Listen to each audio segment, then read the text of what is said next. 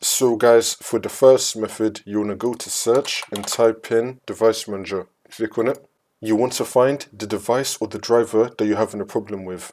It should automatically appear once you open up device manager, and it should be showing your device, and there might be like some yellow exclamation mark right here.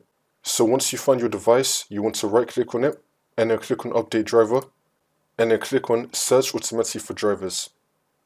Make sure that you have the best drivers for your device installed. See if that works. If that's still not working, then you want to go back and then click on browse my computer for drivers.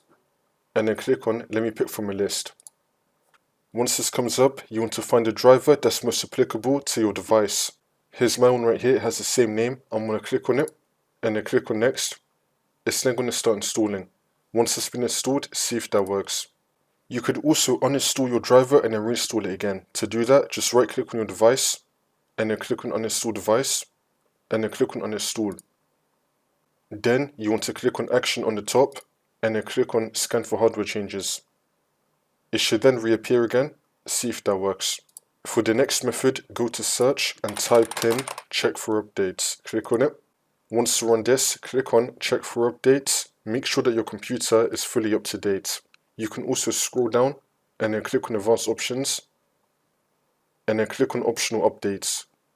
Your driver might appear in this list right here. Click on the drop down and then your driver might appear here. Click on it and then you want to install it. See if that works.